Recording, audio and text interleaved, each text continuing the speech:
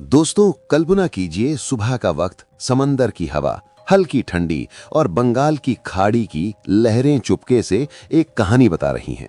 मगर इस कहानी में शोर है, सस्पेंस है और सीधे सीधे छिपा हुआ एक बड़ा सवाल भी है। क्या बस मछुआरे थे या कुछ और? यहां से सब शुरू हुआ।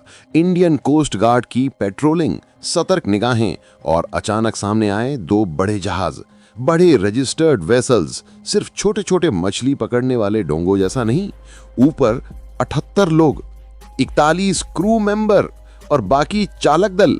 संख्या इतनी है कि आंखें खड़ी हो जाएं। जब कोई इतना बड़ा जहाज बिना इजाजत के आपकी सीमाओं में दाखिल हो तो दुनिया इग्नोर नहीं कर सकती, और यही उसने किया। भारत ने तुरंत कार्रवाई की, पीछा हुआ, रोकने की कोशिश हुई, जहाज भागे और फिर ऑन प्रेस स्विफ्ट की डोर कसी गई। ये नाम सुनते ही आदतन दिल से एक झटका लगता है, क्योंकि स्विफ्ट का मतलब तेज और सटीक है। इंडियन कोस्ट गार्ड ने इन दोनों जहाजों को पकड़ लिया, रंगे हाथ, मछली पकड़ते हुए। पर सवाल बड़ा था, क्या ये सिर्फ मछली पकड़ने आया था या कोई छुपा हुआ मकसद? अब आप सोच रहे होंगे, इतने बड़े जहाज समुद्री सीमा पार कराते हैं और सिर्फ मछली पकड़ते हैं? ये तो वही बात होगी जैसे कोई बिना बुलाए आपके घर में आकर कहे कि बस हवा खाने आया हूं। और जब सुरक्षा एजेंसियां बताती हैं कि इन जहाजों की तलाशी में स्मगलिंग के सामान भी मिले, तो मामला और गंभीर हो जाता है। स्मगलिंग का मतलब सामान का छुपाकर आना जाना, और उस सामान के पीछे कभी कभी हथियार या घातक चीजें भी हो सकती हैं। इसलिए जब भी समुद्र किनारे कोई भी गतिविधि आम से हटकर हो तो उसे सिर्फ सामान्य घटना मानना खतरे जैसा हो सकता है। और हम सब जानते हैं, सुरक्षा में नजरबंद होना किसी भी देश के लिए महंगा पड़ सकता है। इसलिए कोस्ट गार्ड ने इन्हें पास के नेवल बेस पर भेज दिया जांच के लिए, ताकि हर कोना खुलकर देखा जाए, हर एक बोरा, हर एक कैबिन और हर दस्तावेज की तह तक जांच हो सके।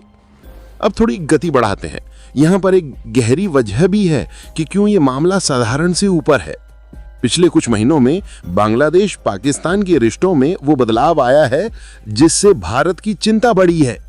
अब ये जरूरी नहीं कि हर बार सब कुछ साफ सुथरा हो। कूटनीति के रेशे कभी कभी गहरे होते हैं, और जब पड़ोसी देश अपने रिश्ते बदलते हैं तो सीमाएं और भी संवेदनशील हो जाती हैं। भारत ने अपनी फोर्सेस, नेवी, एयरफोर्स और आर्मी तीनों को सक्रिय कर दिया है और समुद्र पर निगरानी बढ़ाई गई है। ओडिशा और पश्चिम बंगाल के समुद्री इलाके खास तौर पर फोकस पर हैं, क्योंकि वो रूट हैं जहां से छिपकर चीजें आ जाती हैं। और कभी कभी वो रास्ता तब चलता है जब कोई छिपकर अंदर आना चाहता हो। तो जब इंडियन कोस्ट गार्ड ने दो बड़े बांग्लादेशी जहाजों को पकड़ा, तो ये सिर्फ एक ऑपरेशन नहीं था, ये एक संदेश भी था। हम अपनी सीमाओं की रक्षा कर रहे हैं और किसी भी शक के साथ समझौता नहीं करेंगे। क्या इन जहाजों के अंदर सिर्फ मछुआरे थे या किसी ने आतंक के लिए कवर चुना था? ये वही मोड़ है जहां कहानी का सस्पेंस हेडलाइन बनता है। और हाँ, एक छोटी बात, जब भी आप देखें कि समुद्र के रास्ते कोई अजनबी गतिविधि हो रही है, तो समझ जाएं कि बड़े खेल का हिस्सा चल रहा है। इसलिए नेवी ने इन जहाजों को कब्जे में लेकर आगे की गहन जांच के लिए भेजा। ये जांच ही बताएगी कि क्या इन जहाजों के दस्तावेज, पंजीकरण सब सच्चे थे या नकली कागज थे? क्या इनके पास वैज्ञानिक उपकरण थे या छुपे हुए बैग? और क्या इनके सिग्नल से कोई संगठित